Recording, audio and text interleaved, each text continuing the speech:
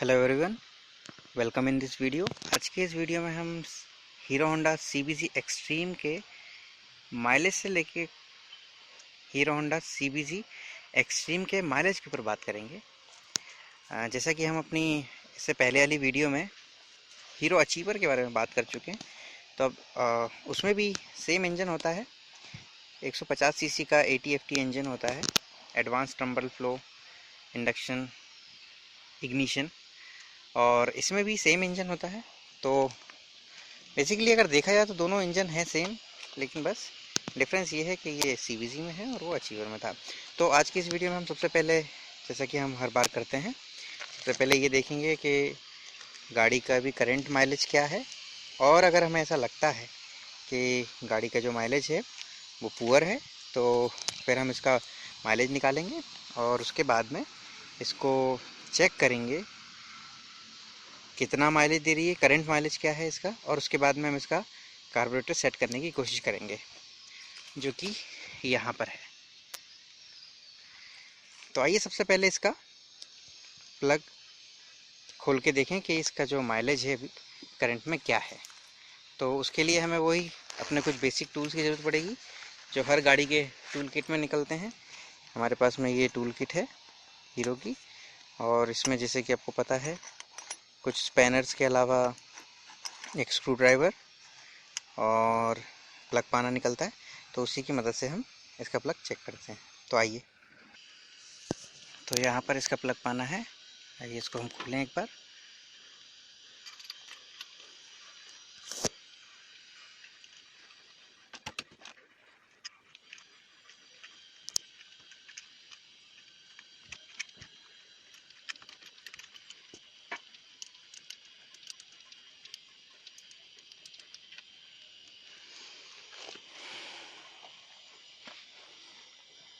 तो जैसा कि देख रहे हैं कि इसमें काफ़ी मात्रा में कार्बन पार्टिकल डिपॉजिट है, लेकिन जो इसका जो टिप है उसको देख के लगता है कि इसका जो माइलेज है काफ़ी हद तक रिच है। बट फिर भी इसको एक बार हम साफ़ करते हैं और देखते हैं कि ये अभी करंट में कितना माइलेज दे रही है।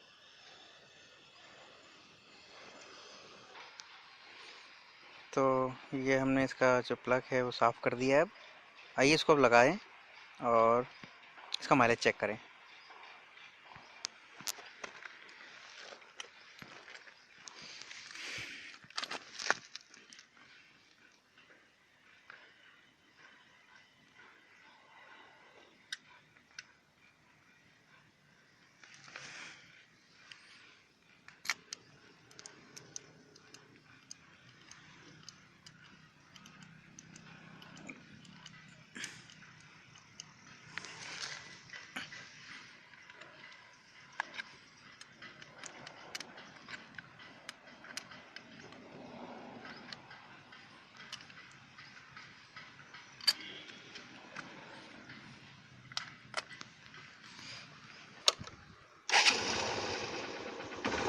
तो गाड़ी अभी चालू है अपनी।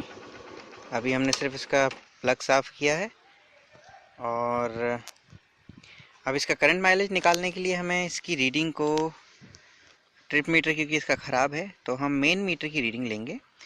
यहाँ पर हमारे पास में रीडिंग है 41, 48, 5.7 किलोमीटर। और हम जैसा कि हर बार एवरेज निकालने के लिए फ्यूल टैप को ऑफ़ कर देते हैं, तो इस बार भी हमने फ्यूल टैप को ऑफ़ किया हुआ है। और इसी कंडीशन में अब हम इस गाड़ी को चलाएंगे और ये देखेंगे कि कितना डिस्टेंस कवर करती है। तो आइए देखें। तो अब हम चलने को तैयार हैं। अब जैसे कि हमने रीडिंग पहले भी बताई थी, अभी इसकी रीडिंग 0 है। हमने फ्यूल टैब ऑफ़ कर दिया है, ये देखिए। और अब हम इसकी जो इनिशियल रीडिंग है सेटिंग करने से पहले इसका माइलेज निकालते हैं वो कितना है।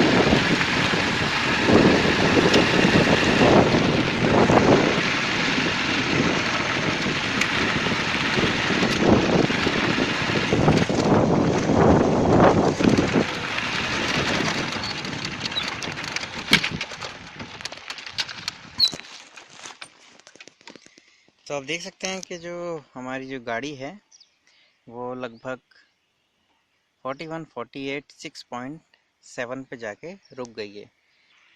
तो उसके हिसाब से जब हमने इनिशियल इसकी रीडिंग शुरू की थी तब इसकी रीडिंग उस समय उसकी रीडिंग थी 5.7 और फ्यूल टैप फिर हमने ऑफ़ किया था और उसके बाद में अभी गाड़ी को हम चला के लेके आए हैं और लगभग 1 किलोमीटर के बाद में ये गाड़ी बंद हो गई है।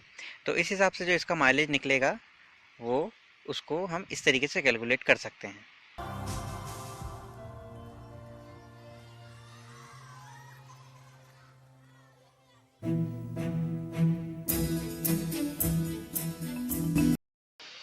तो इसका जो माइलेज हमने निकाला है उसके हिसाब से ये जो गाड़ी है वो 1 लीटर में लगभग 50 किलोमीटर चलती है, जो कि 150 सीसी इंजन के हिसाब से इतना बुरा नहीं है।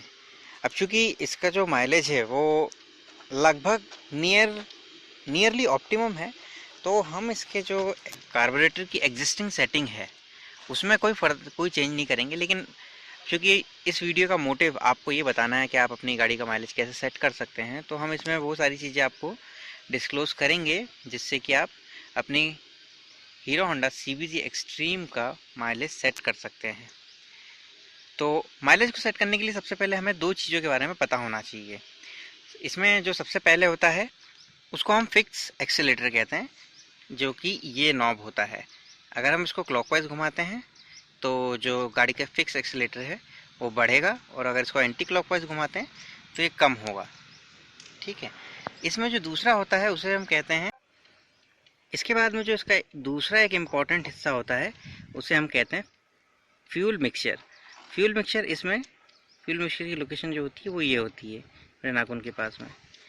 तो अगर आप अपनी गाड़ी का माइलेज सेट करना चाहते हैं तो इन 2 वॉल्व्स के बारे में आपको जानकारी होनी चाहिए।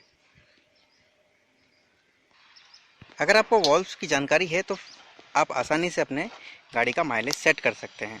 उसके लिए एक सिंपल सी प्रोसीजर ये है कि सबसे पहले हम अपना जो फ्यूल मिक्सचर है उसको क्लॉकवाइज घुमा के इसे क्लॉकवाइज घुमाएंगे और इसको पूरा कस देंगे। ठीक। उसके बाद में गाड़ी को चालू करेंगे। गाड़ी को चालू करेंगे तो हमें फिक्स एक्सीलरेटर को थोड़ा सा और ओपन करना होगा।